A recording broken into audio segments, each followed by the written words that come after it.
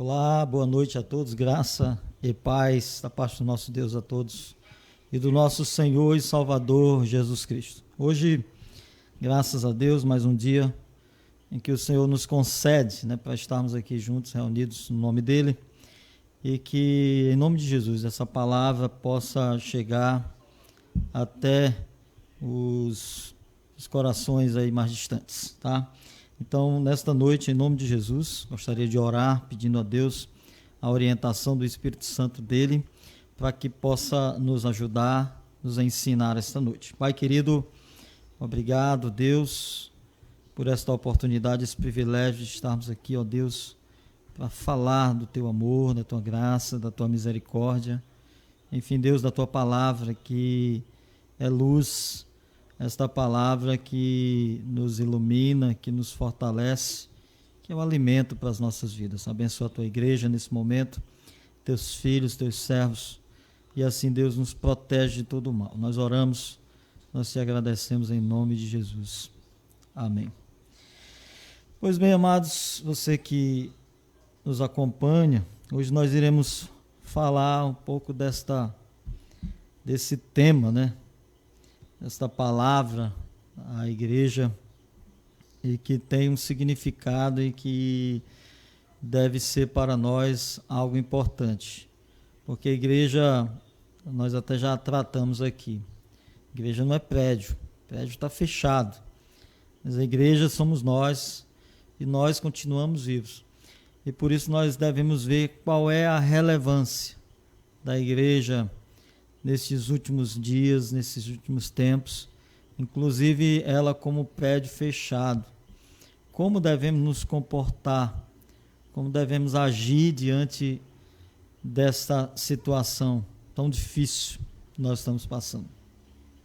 Muito bem, Paulo escrevendo a Timóteo no capítulo 3, versículo 14 até o versículo 15, ele diz: escrevo-te estas coisas, esperando ir ver-te em breve, para que, se eu tardar, fique ciente de como se deve proceder na casa de Deus, que é a igreja do Deus vivo, coluna e baluarte da verdade. 1 Timóteo capítulo 3, versículo 14 e versículo 15. Então, nós como cristãos, será que nós temos realmente desempenhado bem o nosso papel como agente transformador da sociedade? Será que nós temos sido sal e luz do mundo? E nesses tempos de ficar em casa, nesse tempo de poder estar em quarentena, é tempo também de fazermos uma reflexão. Nós como igreja, o templo está fechado. O prédio está fechado. Então, como que eu devo me comportar como cristão, como servo, como igreja? Será que devo ser relevante? Será que não devo? O que a sociedade espera de nós numa situação como essa? Então, nós podemos dizer que a igreja, no Brasil, é uma igreja relevante, uma igreja grande. A gente pode dizer que o Brasil tem várias igrejas e é uma igreja grande. Porém, meus queridos, eu vejo, no meu ponto de vista, a igreja como uma igreja grande, mas ainda sem profundidade. Nós precisamos trabalhar isso em nossas vidas. Em primeiro lugar, nós podemos dizer que nós não podemos julgar ninguém. Mas o próprio Senhor Jesus, ele diz que nós podemos conhecer alguém pelos seus frutos. E como igreja, eu também estou inserido, eu também estou dentro dessa estimativa de uma igreja sem profundidade. Nós precisamos tratar isso em nossas vidas. Nós não estamos aqui para julgar, mas o primeiro julgamento que nós devemos fazer em nós mesmos. Nós precisamos realmente tratar da nossa própria vida para que nós possamos ser uma igreja, até porque a igreja é esse corpo vivo, é essa comunhão, é essa união de todos, né, para a obra do Senhor, para que o corpo se movimente. Eu preciso fazer a minha parte, né? Eu preciso caminhar, eu preciso exercer o meu papel e exercer de uma maneira realmente muito tranquila, muito boa, né?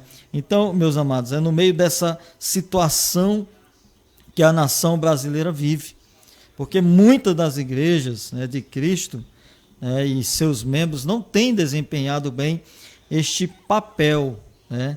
Então, muitas igrejas estão sendo criadas, e talvez você me pergunte, isso é mal, pastor?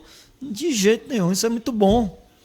É melhor se criar igreja do que bares, do que criar outros tipos de locais promíscuos, né? Então, a criação da igreja é muito, muito bom. Porém, meus amados, nós estamos vendo que nos últimos dias a igreja está se tornando muito humanista.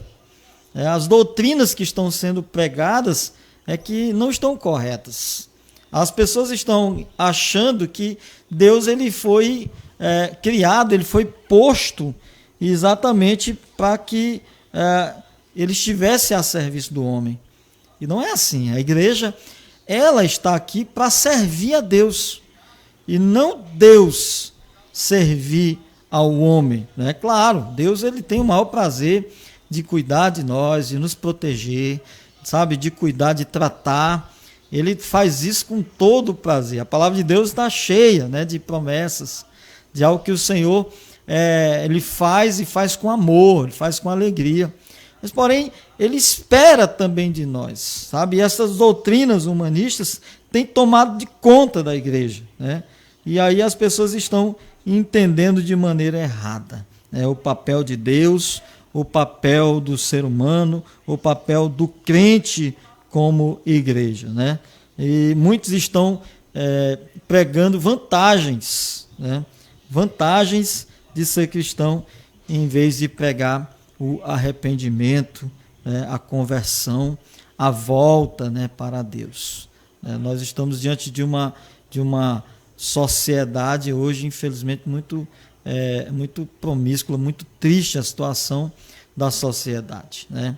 Nós estamos vivendo numa escuridão, e nós como igreja não podemos ficar na escuridão, nós não podemos permanecer na escuridão e nem muito menos contribuir, e nem muito menos aceitar esta escuridão, já que nós temos essa luz, esse brilho de Cristo em nossas vidas, né?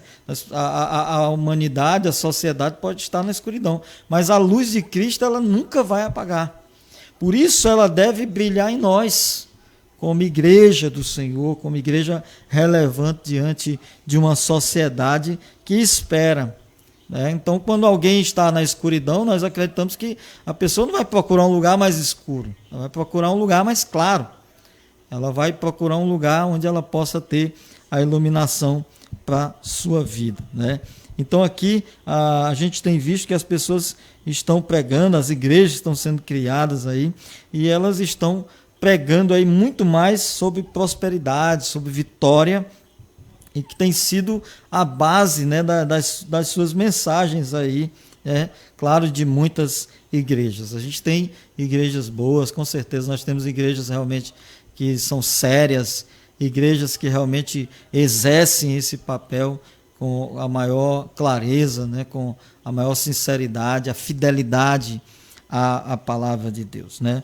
Mas nesse momento, meus amados, é tempo de nós olharmos para a palavra, né, de tal forma que Deus seja o centro, né, da nossa teologia e não o ser humano, né? Ou seja, nós devemos fazer tudo para a glória de Deus como igreja, né?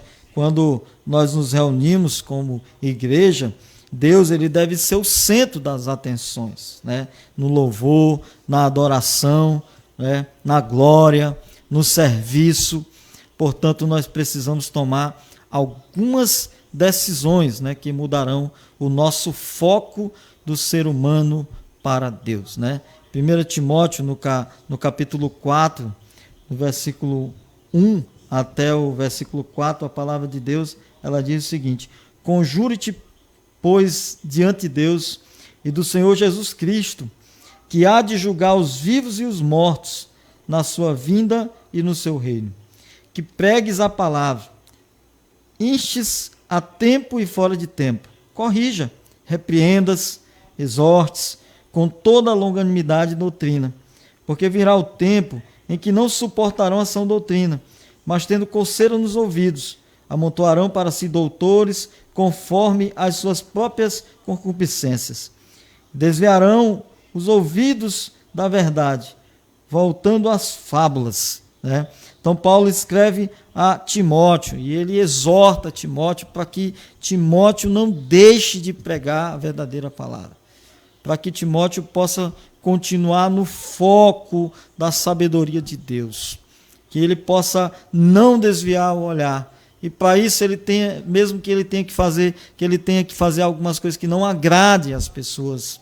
Hoje as pessoas estão, né, vendo uma igreja pregando uma palavra ali, sabe, passando a mão, mamão com açúcar, e nós não podemos deixar de pregar a verdade, né? Então Paulo ele fala a Timóteo, olha, exorta, repreende, disciplina, chama atenção, né? E isso deve ser o nosso foco. Nós devemos expor a palavra, né? Porque há muitas histórias, há muitos pensamentos positivos, né? Há muito coach, o pessoal está pregando muito isso, né? Está muito na moda isso, né? Mas enquanto isso, a palavra ela está sendo esquecida nos púlpitos. E nós como pastores, nós como ministradores da palavra de Deus, não podemos de maneira nenhuma deixar de falar a palavra da verdade. Fazer como Timóteo, como Paulo está dizendo a Timóteo, exorta, repreende, disciplina, até porque o papel da palavra é exatamente isso, né? Ela é apta para discernir, para penetrar no ser humano, como uma faca de dois gumes, né? Então ela penetra no ser humano, ela discerne o que é bom, o que é ruim, o que é mal, o que é certo, o que é errado na vida do ser humano.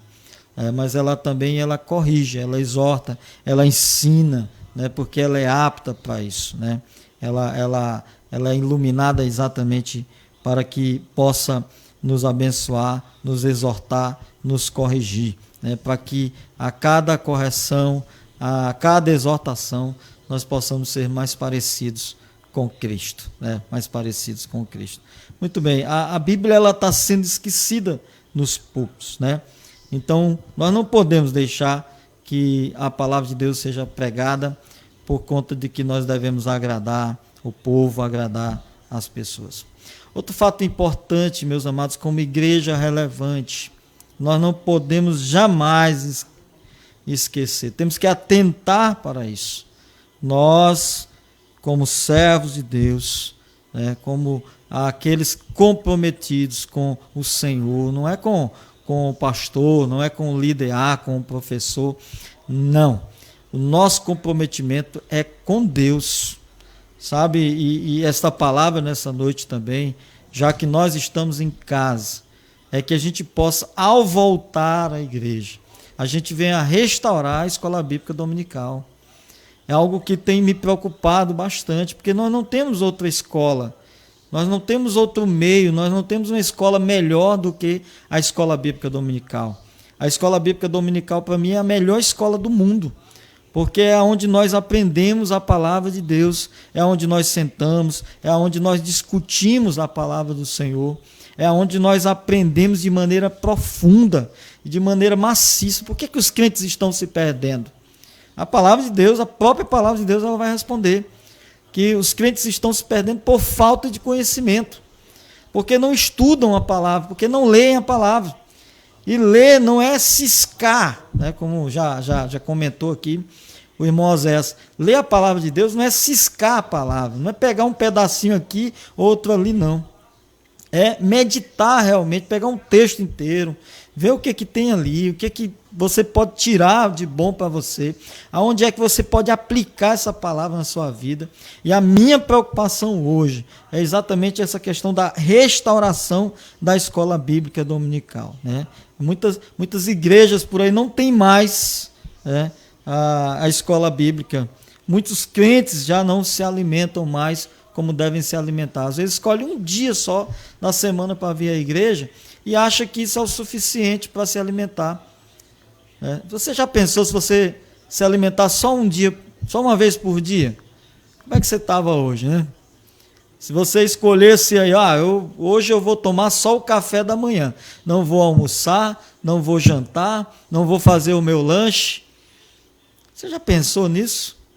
Eu acredito que você todos os dias quando acorda vai direto tomar o seu cafezinho, excelente, muito bom. Vai tomar o seu café da manhã, já espera pelo almoço, já tem aquele lanche, já tem a janta. Por quê? Porque todos nós queremos nos alimentar bem.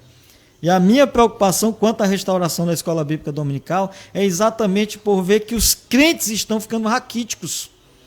Porque quanto mais eu deixo de vir à igreja, quanto mais eu deixo de me envolver nos trabalhos da igreja, mais eu fico magro, mais eu adoeço espiritualmente.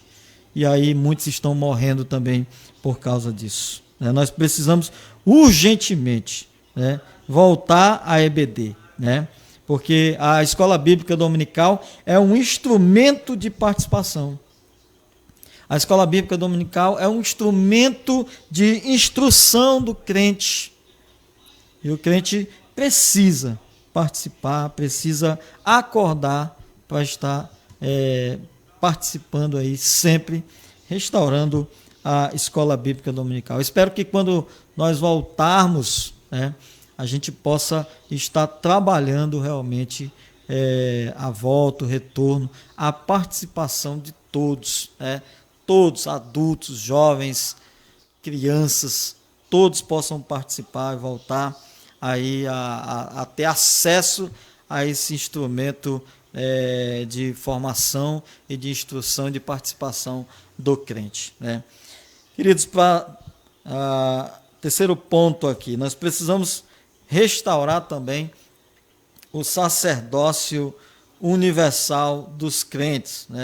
A palavra ali em 1 Pedro, no capítulo 2, versículo 9, diz que nós somos chamados exatamente para sermos estes pregadores, das pessoas que estão nas trevas, para que a gente possa trazê-los para a luz. Por quê? Porque nós somos um sacerdócio real, nós somos um povo santo, nós somos uma nação eleita exatamente para esse trabalho como igreja. A igreja deve ser relevante, não é entre ela, não, ela deve ser relevante diante da sociedade. A sociedade, nesse momento, ela está procurando uma luz. Quem é a luz? A luz somos nós. E nós precisamos estar preparados para isso, para que quando a sociedade vier nos procurar, nós estejamos prontos para dar testemunho daquilo que o Senhor fez em nossas vidas, na vida da sua igreja. Então, todo cristão, ele é um sacerdote. Todo cristão tem um ministério. A Bíblia diz que todo cristão deve exercer a sua função, inclusive a função pastoral. A função pastoral. Por quê? Porque todos os cristãos devem cuidar uns dos outros, devem edificar, devem aconselhar, devem amar, e muitas outras funções que muita gente pensa que é só do pastor. Mas nós devemos entender essa noite. Todos nós temos um sacerdócio, e esse sacerdócio deve ser cumprido. Por quê? Porque todos irão prestar contas diante de Deus. O que você fez? O que você não fez? Então, vai estar diante de Jesus. Jesus vai cobrar isso de você. Vai haver o julgamento diante de Cristo. E aí talvez você vai perder o seu galardão, exatamente porque você não tem entendimento sobre isso. Mas a partir desse momento eu acredito que você vai compreender que você deve ter essa responsabilidade. Porque, meus amados, vamos ler Bíblia. A Bíblia é a nossa única regra de fé e prática, para a nossa vida, para o nosso crescimento. Eu quero trazer aqui alguns detalhes, quando Paulo escreve à igreja de Tessalônica, ele fala exatamente de que o povo ele busca esta luz e a sociedade ela busca na igreja, né? Então, o que nós devemos fazer para que a gente seja uma igreja relevante? A gente já aprendeu algumas coisas aqui. Devemos pregar a verdade, devemos pregar a palavra de Deus, somente a palavra. Devemos deixar essas histórias, esses pensamentos positivos, né? Essas coisas que, sabe, essas filosofias aí nos últimos dias, onde as igrejas estão pregando, e devemos voltar à exposição da palavra, né? A exposição da palavra. Nós aprendemos também nesta noite, né, que nós devemos olhar para a palavra, né, e de certa forma ela deve ser o nosso único meio, né, de fé. É aí onde nós devemos buscar e devemos exortar uns aos outros quando for preciso, né? Quando for preciso. A palavra de Deus por si só ela já exorta, ela já ensina, ela já nos dirige, né? E também nós devemos aprender, né, que devemos restaurar a escola bíblica dominical. Apenas alguns pontos. Nós temos um leque aqui de pontos que nós poderíamos tratar, mas nós não temos tempo para isso, tá? Nós devemos aprender também que nós devemos restaurar também o sacerdócio universal de cada crente, tá? Para ser uma igreja relevante, o que eu devo fazer? O que a igreja deve fazer? Primeiro, a igreja tem que ser um povo, né, que tem o seu coração aí em valores eternos, né? A igreja ela precisa tratar exatamente dessa significância, né, da responsabilidade de cada um voltado para os valores eternos, né? E também como servos de Deus, nós também devemos servir, né, com seriedade, né? Com seriedade. Como é que está a minha vida como servo de Deus? Tenho servido a Deus com seriedade? Tá?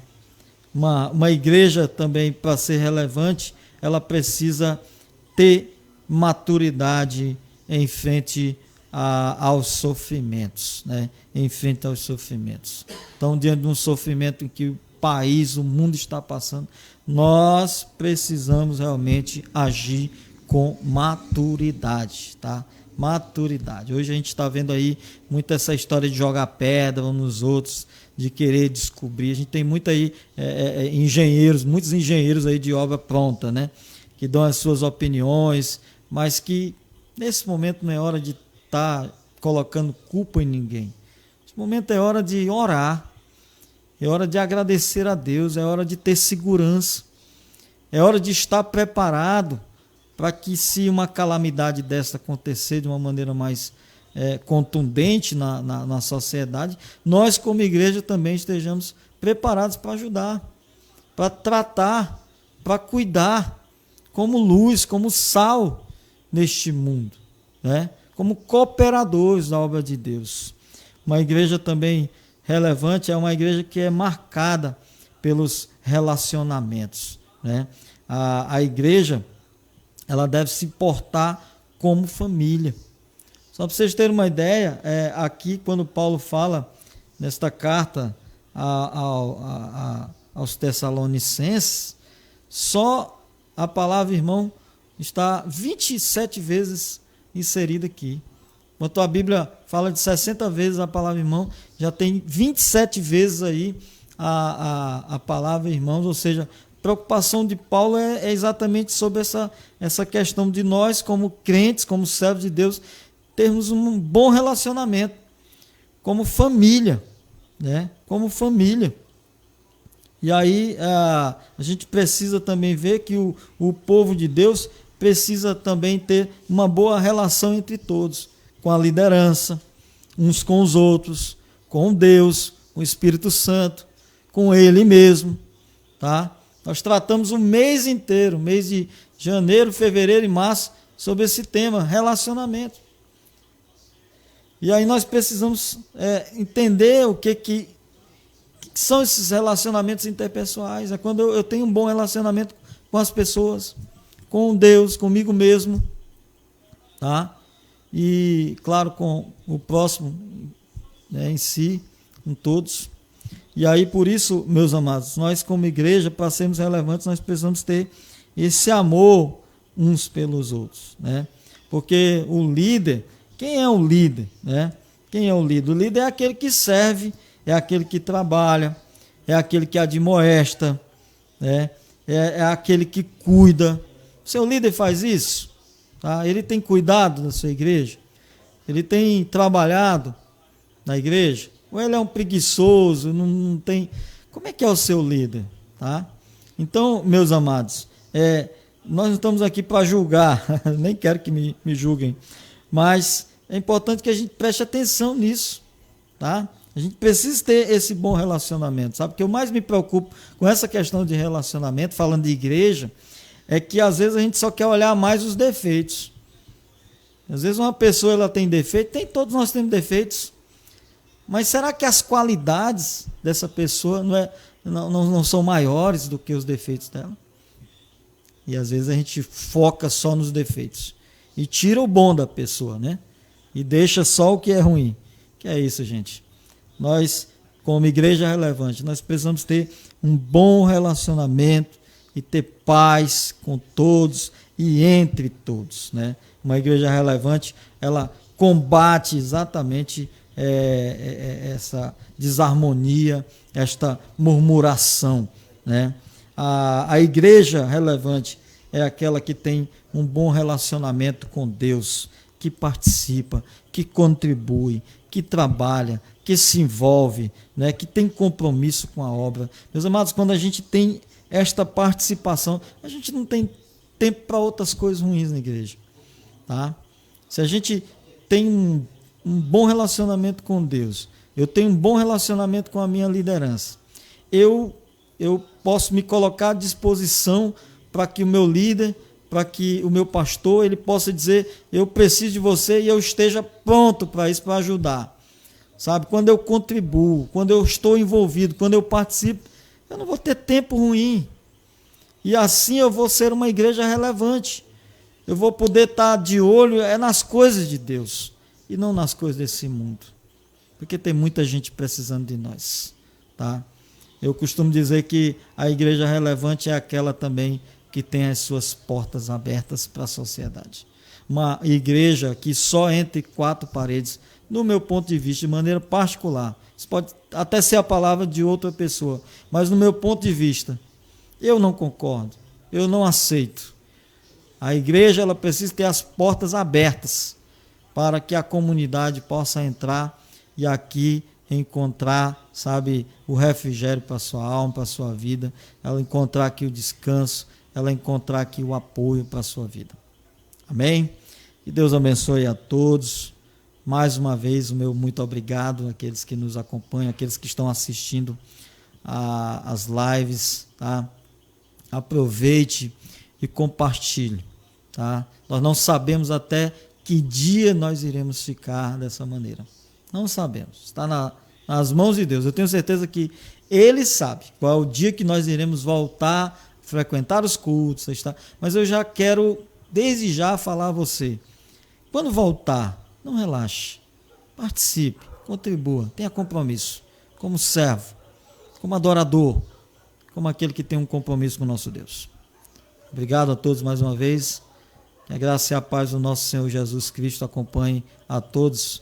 Eu quero agradecer mais uma vez o irmão Adelman, o irmão Érico, que estão à frente aqui, né, que estão se dispondo, estudando a cada momento, a cada hora eles estão procurando um meio de melhorar mais a qualidade. E isso é muito importante como igreja, sabe? Isso melhora muito, sabe, a nossa vida como servos para podermos nos disponibilizar para ajudar outras pessoas. Então, muito obrigado aos dois que têm feito um trabalho realmente relevante aqui na vida da Igreja Batista em Redonda, tá? Quero aqui dizer também, deixar um recado, que no próximo domingo, né, no domingo à noite, nós iremos estar ministrando a ceia do Senhor.